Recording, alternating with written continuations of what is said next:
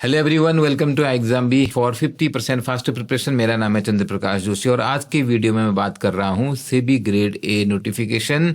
अगर इसके exam pattern में कोई चेंज हो जाए, दो चेंज की बात कर रहे हैं लोग। पहले आरबीआई और नाबार्ड में भी इस टाइप के चेंज हुए हैं। पहला ये अगर डिस्क्रिप्टिव ऐड हो जाए और दूसरा चेंज ये कोई एक एडिशनल टॉपिक हो जाए। अब मैं आपसे ये प्रश्न पूछता हूँ, अगर एग्जाम पैटर्न में कोई भी चेंज होएगा, how it will affect you. आप बताइए, सोच के बताइए। चाहे तो वीडियो को पॉज कर लीजिए कि आपके सिलेक्शन के चांसेस कम हो जाएंगे या ज्यादा हो जाएंगे। हम इस बात की बात करेंगे पूरे वीडियो में। और यहाँ पर मैं आपको एक बात बता दूं, इसका मतलब ये बिल्कुल भी नहीं है कि मैं आपको कोई इनसाइडर इन्फॉर्मेशन दे रहा हूँ किस टाइप का चेंज आने वाला है, but I am making you ready.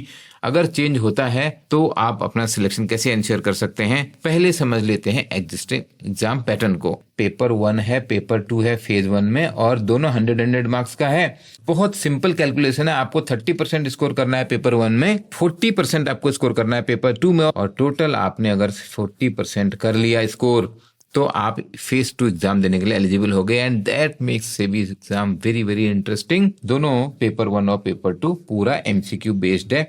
जो ध्यान से देखिए, जो ये पेपर 2 का सिलेबस है, यहाँ पे यही सेम सिलेबस अब जब आप फेज 2 में जाते हैं, commerce, accountancy, management, finance, costing, companies act and economics, same syllabus रहता है आपका। डिफिकल्टी लेवल ऑफ कोर्स बढ़ जाती है।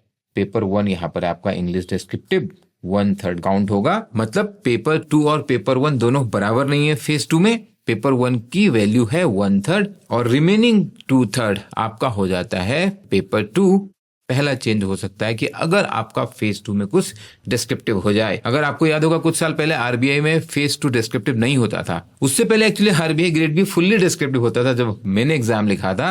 लेकिन आरबीआई ने भी फेज 2 में ईएसआई और एफएम दोनों पेपर को 50% डिस्क्रिप्टिव बना दिया, और बाद में नाबार्ड ने भी बना दिया। इस सिचुएशन में आपको बिल्कुल घबराने की बात नहीं है। आपको करना क्या है, इस पे ध्यान दीजिए। थोड़ा सा चेंज लाना होगा आपको अपनी तैयारी में। आज की डेट में आप ऑप्शंस देख के कई सारे नाम को पहचान लेंगे, बट आपको फिर वो स्पेलिंग भी याद करनी पड़ेंगी। इतना एक इम्पोर्टेंट आर्ट है, जैसे स्विमिंग होता है ना। आप कितना भी मैनुअल पढ़ लो कि स्विमिंग कैसे की जाएगी, जब तक आप पानी में नहीं कूदोगे थोड़ी ना आपको तैरना आ जाएगा। सेम वे आप जब तक लिखोगे नहीं, आप अच्छा नहीं लिख पाओगे।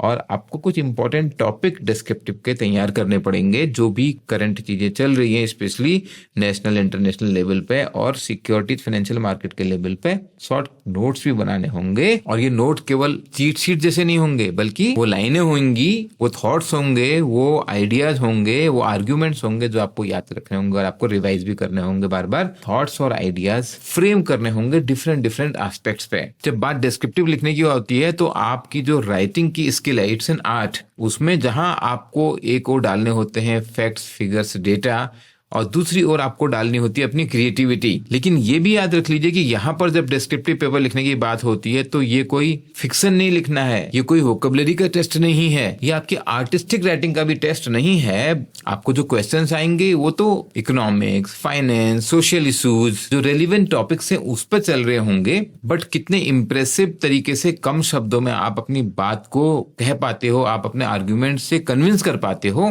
वो आपको प्रैक्टिस करनी होती है। कागज में सागर भरने की आर्ट आपको सीखनी पड़ती है। और यहाँ पर हम किस तरीके से वो जो फेज 2 के लिए आप अभी तक पढ़ रहे थे ऑब्जेक्टिव समझ के, अब आपको डिस्क्रिप्टिव भी करना है सेम ही सिलेबस में, उस ट्रांजिशन में आपको बताते हैं।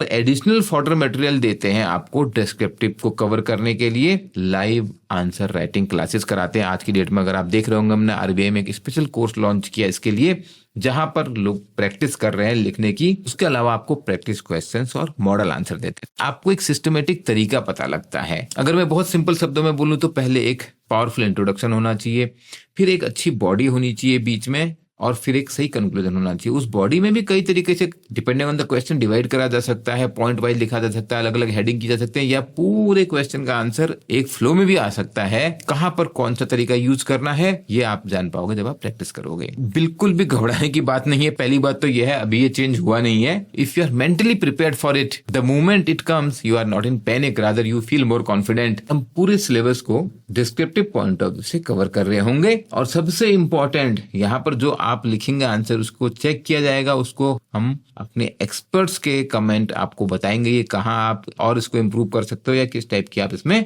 मिस्टेक कर रहे हो। आपको जो पर्सनली चेक किए हुए आंसर्स मिलते हैं उससे आप इंप्रूव कर पाते हो। दूसरा, अगर कोई टॉपिक ऐड हो गया, सेकंड टाइप ऑफ चेंज हो सकता है, तो यहाँ पर हम उस टॉपिक को आपको समझाएंगे, आपको उस पर पूरी गाइडेंस देंगे और उस पर कंटेंट देंगे। बहुत फास्ट हम कंटेंट दे देते हैं depending on the coverage of the topic कि कितना बड़ा टॉपिक है। हम 1 दिन में, 2 दिन में, 3 दिन में आपको वो एक्सपर्ट, क्योंकि हमारे एग्जाम भी के अंदर ही है और यहाँ पे सारे लोग खुद इन हाउस कंटेंट बनाते हैं। इसके अलावा हम कंडक्ट करेंगे आपके लिए लाइव क्लासेस उस पर्टिकुलर टॉपिक पे। आपको जो भी क्वेश्चन होंगे, और आई एम गारंटिंग उस टाइम पे बहुत क्वेश्चन दिमाग में आते हैं, खासकर जब एक नया टॉपिक आ जाता है, but you don't worry, we have all good expert covering any topic in the finance, economics, management. Live class में कहीं आपको दूर नहीं जाना पड़ेगा, सारी कॉन्सेप्चुअल क्लैरिटी आ जाएगी। उसके अलावा आपको दिए जाएंगे MCQs, जिससे आपके कॉन्सेप्ट और स्ट्रांग हो जाएं। भले से ही वो टॉपिक नया हो, लेकिन डेप्थ में जाना जरूरी होगा। जब नया टॉपिक आता है उस पर क्वेश्चन जरूर आते हैं, और हम आपको फिर कराएंगे यहाँ पे, अगर नया टॉपिक ऐड हुआ उस पर भी आंसर राइटिंग की प्रैक्टिस। जैसे QRE में बहुत प्रैक्टिस की जरूरत पड़ती है ना, MCQ बेस्ड है, बट प्रैक्टिस मेन चीज है।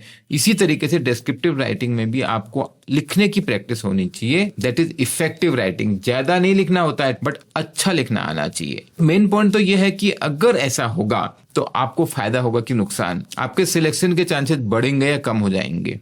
मैं गारंटी के साथ बोल सकता हूं, ज्यादातर लोग ये बोलेंगे नहीं भाई इससे तो नुकसान हो जाएगा। सच्चाई ये है, इससे कुछ फर्क नहीं पड़ेगा।